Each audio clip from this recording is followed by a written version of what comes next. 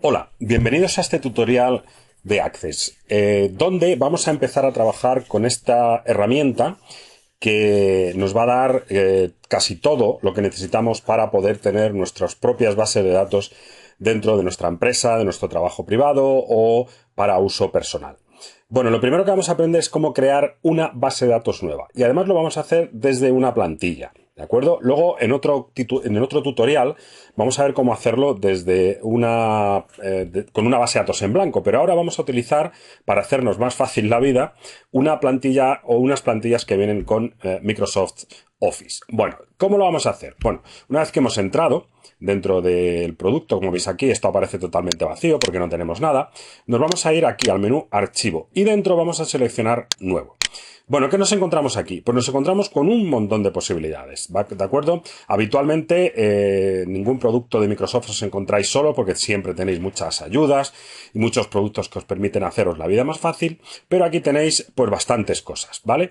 Desde crear una base de datos en blanco, que como os digo lo veremos en el capítulo siguiente, hasta la posibilidad de tener plantillas de ejemplo, mis plantillas, y también podemos acceder a numerosas plantillas que están, digamos, dentro de la red o la página de office.com de Microsoft, ¿de acuerdo?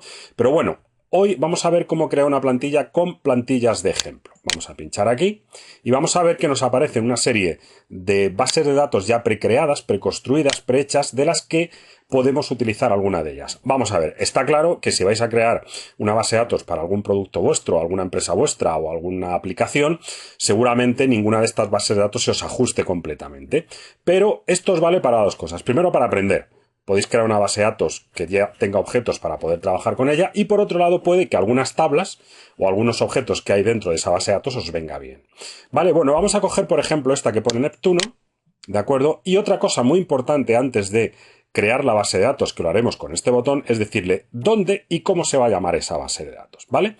En primer lugar, siempre conviene ponerlo todas las bases de datos en un determinado sitio y además ponerlas con un nombre que luego podamos reconocerlas, ¿no? Pero bueno, en este caso, si os parece, vamos a dar aquí y dentro de nuestro, digamos, de nuestra carpeta de documentos, vamos a crear una nueva carpeta llamada ejemplos, que si os parece la vamos a utilizar en el resto de los tutoriales, y dentro de esta carpeta vamos a crear una que se va a llamar base datos ejemplo, ¿vale? Por ser originales.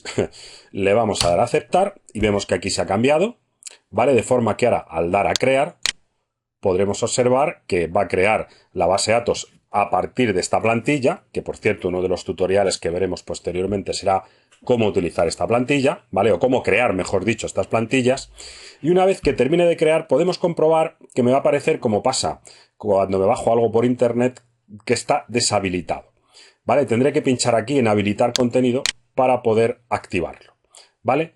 Bueno, una vez que lo activo, bueno, pues veis que dependiendo de la plantilla que haya seleccionado, pues me puede pedir un usuario de acceso o directamente me va a entrar en la base de datos. Lo mejor es que miréis cada una de las plantillas disponibles para ver cuál es la que mejor os viene y qué opciones tiene. Pero bueno, le vamos a dar aquí a iniciar sesión y vemos que me aparecen aquí pues ya una especie de formulario o de elemento a trabajar.